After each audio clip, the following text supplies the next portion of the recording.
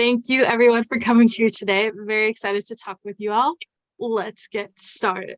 Bill, you've written many books, but it seems readers gravitate towards your Mountain Man series the most. Why do you think that is? I don't know. Uh, I think people are intrigued by that part of American history, and I think they levitate to any book, good or bad, that addresses that. John Stone, wrote a series of books about Mountain Man, and I think that whet everyone's appetite for Mountain Man books, and everyone that come behind him hopes that they will be as popular as he was. Of course, he's dead now, but some of his relatives still write books. They're not nearly as good, but they are books. Kevin, what do you think is the key to a successful Mountain Man cover? Well, taking it from the angle that Charlie was saying there, that everybody has a strong response to the idea of a mountain man. He's not exactly superhuman, but he's somebody who's willing to take on the elements. It's somebody who's been through things and seen things. It's not necessarily the biggest guy in the world, but it's a guy that's a survivor. And it's often showing him in a situation where it's surviving, fighting a bear, lots of snow around him where it's like potential of starving, some sort of inherent natural drama that's kicking in there. Makes a great cover for it. Bears and wolves too. I love that. Charles, you've had a lot of experience with co-writing.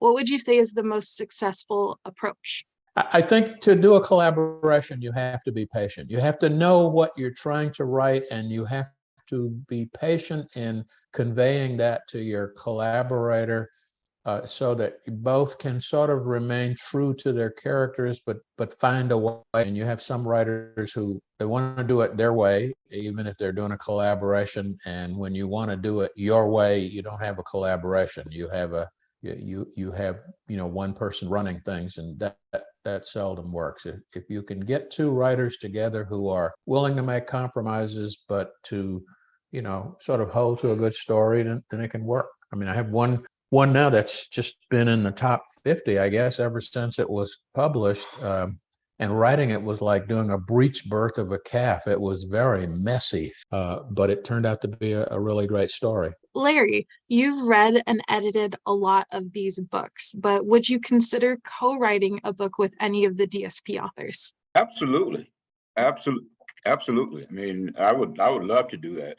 It would be a challenge because I've never done it, but yeah, I mean, I would love to. Phil, what is one ingredient that you bring to the writing table that no other author does? What is the reason to buy one of your books? Well, I have written books on just about everything, starting with a research book about the migration of Israel, Bible commentaries, 30-some Western books, until you get to the series, which DSP likes for you to write. They're all individual stories. They're not the same character. They're not the same situation. The Frontiersman, which DSP markets as a Mountain Man book, and part of the story does surround a young man who goes into the Rocky Mountains and does become a mountain man. But it was just another book to me.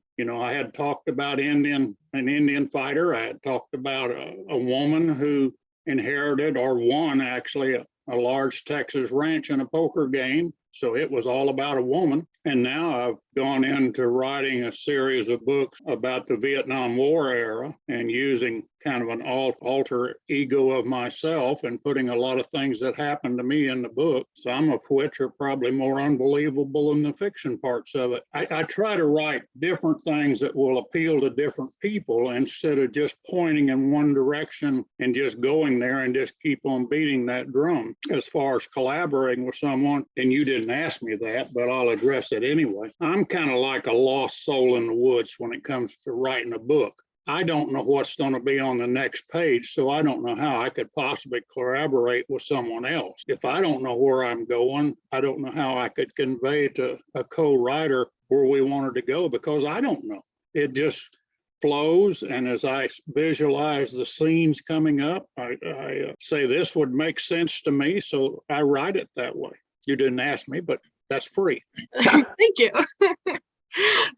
Katrina, what do you find the most exciting thing about working with DSP? I honestly think the most exciting part of the job is seeing where things go next. When I started, we only had the Westerns. So since then, we now have the romance and horror division. And it's just interesting to see where Nick wants to take things next and, you know, what we should dive into going forward. It's been so much fun. It's been a blast. Kevin, how did you end up working in the Western genre? Pretty much through osmosis and tourism, I think. I've traveled a large amount of the West, being out of the West Coast and that kind of a thing, but I've been to most of the major locations that have happened in the West. And my now late father-in-law was one of the most prominent Western historians for America. So I've kind of hung around him, helped him put together a whole bunch of books that he was working on, and been to the sites, dug at the sites, done a bunch of stuff like that. We have arrowheads and all kinds of things all over the house. But it's always been part of my life, and didn't really plan on coming into doing covers with things. I was just doing covers for Nick, and then Nick suddenly said one day, "Oh, we're doing Westerns now." It's like, "Oh, I can do that. Sure, let's do it." And here we are. Nick, how do you feel about working with so many Western authors? How do you juggle so many authors and projects and still find time for more?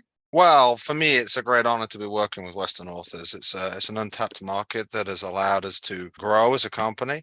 It's certainly become a focus for our company.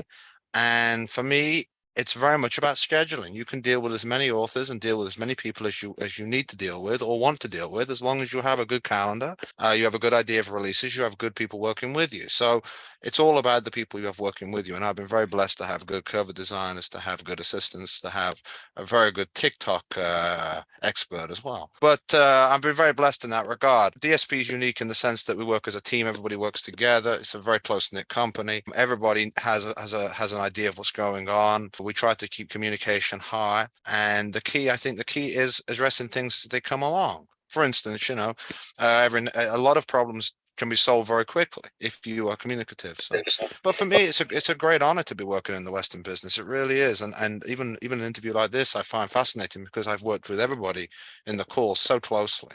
Charlie and I came up with a lot of concepts together, and I've worked on a lot of stuff. And Larry and I work every day, and Kevin and I have worked for years. And Katrina came along and started and learned from basically not knowing much to knowing almost everything. And Bill and I are pretty good buddies. So we work together a lot. So it's really nice just to see an interview like this to see how well our company's doing, I think. So I hope that answers the question.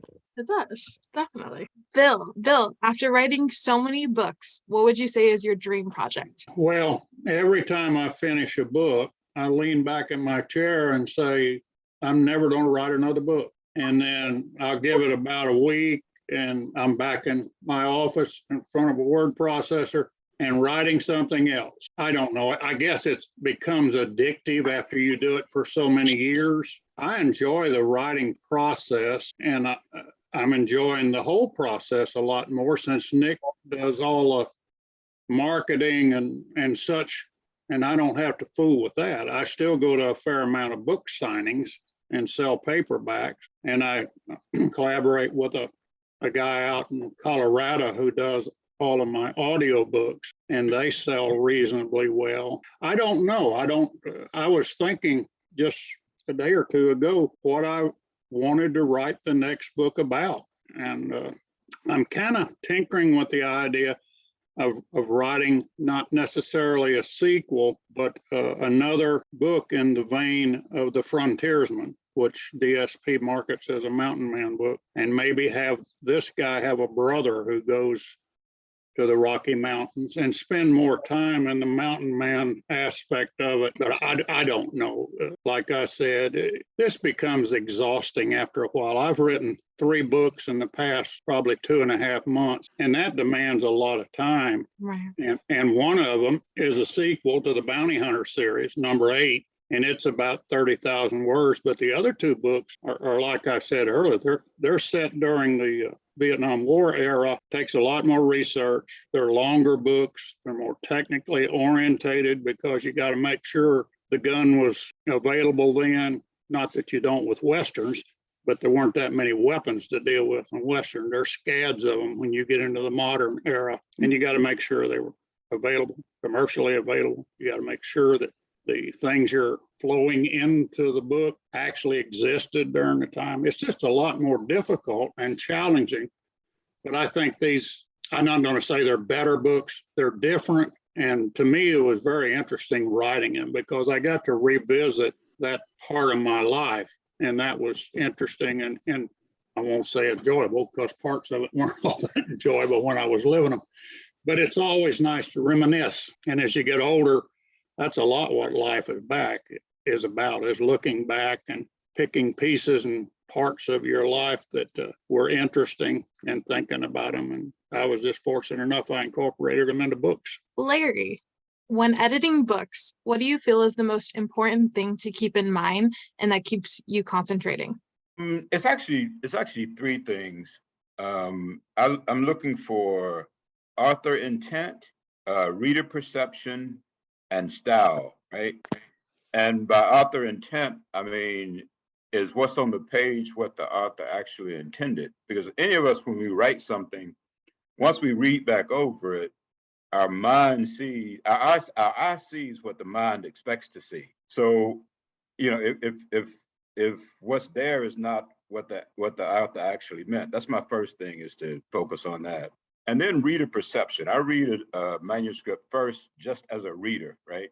And I want to make sure that what the author meant to convey is what the reader is picking up. Mm-hmm. And then the third thing is just making sure that the manuscript comports with Chicago Manual of Style. So it's those three things. Charles, how do you feel the Western genre is changing? And what do you think was the biggest change in the genre? Well, I think, and Nick can be thanked for a lot of this, that I grew up in the 40s and 50s watching Westerns on TV, reading Louis L'Amour and Zane Grey. And when you experience that, you get a picture of the Western frontier that actually had, like I said, growing up in the 40s and 50s on the Western frontier, didn't look at all like the world that existed around me, and didn't look like it really was. And I've always been sort of a history buff. And so when I joined the Army back in the 1960s, I was actually the first unit that I was assigned to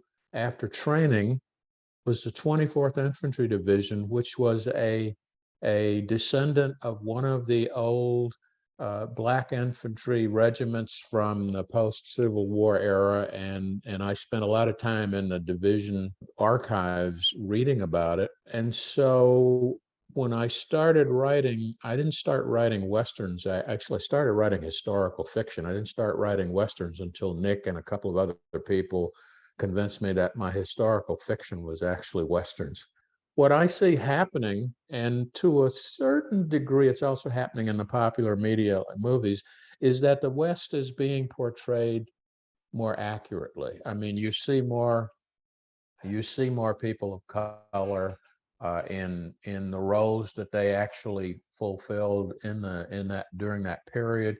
You see women as something more than just eye candy or saloon entertainers or the poor put upon farm wife. There were women doctors and lawyers. There were some pretty kick-tail women back in those days who Calamity Jane wasn't just a one-off. There were a lot of women who were pretty tough, and it wasn't portrayed in the early days of Western books. I mean, the 40s and 50s, well, from about the 20s and 30s, the Western books were, I hate to say it was all European males. And so what we're seeing nowadays, and thanks to DS publications, DS production, a lot of it is the West more like it was. I write a newspaper column for a newspaper in the Philippines, and I wrote a column a few years back. The title was "The West was a lot more colorful than people know." And it sort of talks about that, there were strong independent women, even though west of the Mississippi women were discriminated against too, but not nearly as much as they were in the so-called civilized East. I mean, women had a lot more freedom in the Western frontier than they had in New York and Philadelphia. And I think that's beginning to show in the books and in the movies, the history as it actually was. And these are interesting stories, which is I think proof that the truth can be interesting if you apply the proper storytelling skills. Katrina, what type of Western project would you like to see? I have to admit, I'm not familiar with Western stories that much. I just know what I see and what gets sent in to me, but I do know they typically center around like adventures and action and that kind of stuff. So I think an interesting turn might be to see like the mental struggles of living back then, like having to, shoot, make judgment calls, battling the right versus wrong in like your head. I think it would be interesting to see the inner battle that these people faced with versus the outer battle that everyone sees. Kevin, how have Western covers changed in the last 5 years? Last 5 years, we've gone through a lot of changes.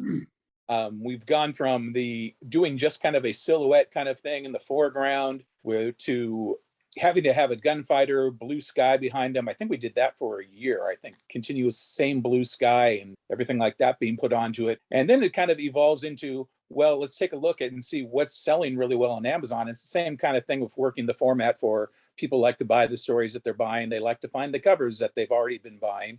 So who's selling best on that? Luckily, it's frequently us. But if there's somebody that's got a design that's something that's not what we're doing, then suddenly we end up doing something very similar very shortly after. So we keep with the times, we keep with the market and what's going on with that. And luckily in the last year, we've gotten into some really brilliant, colorful type of art going into all the covers. And I've really enjoyed that part. Malcolm, I'm going to jump back a little bit and ask you a question. All right. So you've had success with a Mountain Man series, but of Right. course your big success came from the Timber series, which you took over when Robert passed. Right. How did you approach that, and like how did you go about that? I read probably 4 of his books just to get a feel for the character. And then I tried to advance that character. He was a U.S. Marshal, and then he became a special investigator for the governor. Well, in my last book, the governor died, and basically Timber lost his position. The next book, he's going to get his badge back as a U.S. Marshal, because I feel like that gives him a lot of things he can do. And I enjoy writing them. They're a lot of fun. You got a lot of leeway because he is not your touchy-feely type of character. He is a hard charger, and I like that. There's it obviously fits in well in the time frame that I'm writing in. So, and I have advanced it. It's basically a year per book. As I look back, that seemed to be kind of the progression, and so I'm trying to stick with that and keep it logically in time. So, Nick, what is the key to selling Westerns? Do you have any insight into this? don't say drugs. That was right on the tip of my tongue, Malcolm.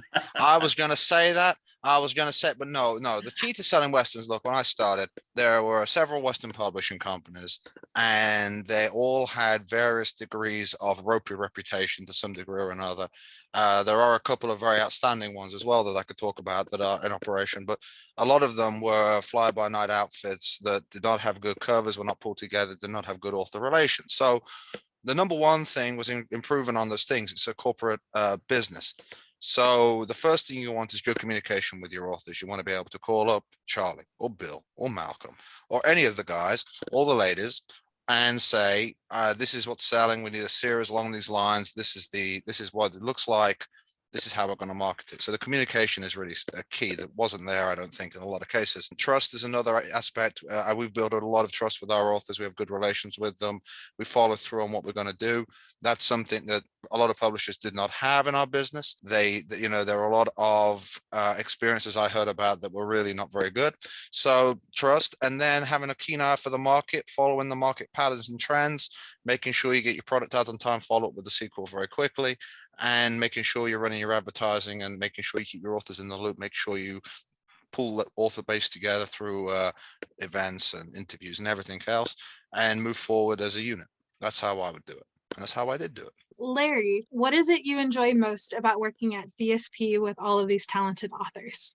Well, I mean, the first thing is working with the authors and learning from them and helping them to display their work in the best possible way. And then the second part is just the thrill of opening a new manuscript or several manuscripts every day and not knowing what it is or what it's like Forrest Gump, you know, life is like a box of chocolates. You never know what you're going to get. I mean, I love that. So it's those two things. Malcolm, tell me about what Yes. you're currently working on. I am currently working on timber. I have it set up to be, you know, I normally rotate the timber with my Malachi, the Mountain Man books, but I've got a plan to separate them, just produce 2 timbers in a row, have one come to hopefully a logical conclusion that I can pick up and go with to the second book. That's what I'm working on, and a small project for Larry. So. Charles, what convinced you to sign with DSP? What was the crucial factor? Well, Nick had my wrist in a vice and wouldn't let go until I agreed. No, I think it was, as Nick said, the feeling that you actually were being listened to, and that the company cared about what you were putting out. It wasn't just, you know, give us a manuscript and I go away until you have the other one. The communication back and forth, and it was a challenge because I mean I'd been writing. I've actually been writing since I was 13, mostly Drek. I mean, I wrote mysteries, I've written books on foreign affairs, I've done children's books. As you can see from my background, I do photography. I've done a few photography books that have done fairly well. And I did historical fiction. I like to read Westerns, but I had never thought of myself as a Western writer. And it was actually 2 people. Nick was one, and the other, some of you writers know, J.C. Halsey, the old cowboy. Yeah. But my historical fiction was total BS. I was actually writing Westerns, and that's what pulled me into it. Kevin, what is one thing about DSP that you would tell someone who knows nothing about the company? Best thing about DSP is they're there to sell you, to be able to take your product and make it look beautiful and just present it well. A lot of times, you know, you would deal with publishing companies where it's basically you have an author who has made a publishing company to publish their books, and they want all the rest of your stuff along so they can publish their own stuff. And it's DSP doesn't have that. We are not authors all go, well, you guys all are, but us here on the staff, we're not writing things. We're not trying to do that. We are trying to sell your books and make them look as good as we possibly can. And I think that's a major focus that's good for authors coming in. Last question, Nick, what do you foresee the future of the Westerns looking like? I think the traditional Western will continue with the same market share as it is. I think that all we will do is continue to hold the market share, and I think it will grow in other areas. I think crossover Westerns will become very successful with a different audience. So I think Western horror, which is a project you're currently working on, Erika, which I think will be very important to that. I think crossover success will be really important to bring younger and different readers in.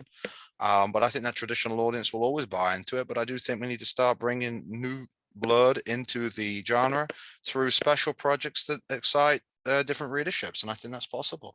Right now on my desk I have a vampire Western, I have several horror Westerns, I have very early stuff, frontier stuff, you know, from the 1700s, really early fur trade stuff, which is looking interesting. So I have all kinds of projects to come out, but I think those big benchmark series, the Timbers and the Zach Bransons and the Caleb's and all of those different things will continue to keep selling. So I think that we just have to expand and move into the kind of the new areas. And I think the key to that is going to be the people that we're working with, finding new and energetic people such as yourself and Katrina, and picking the brains and seeing what you guys like. Well, thank you everyone for coming today. I had fun talking with all of you guys. Sorry with the internet coming in and out though, but well, I hope you guys have a good weekend and go DSP. It works for me. There you go. Thanks for inviting me. Bye. You're very welcome. Thank you, Erika. So long, everybody.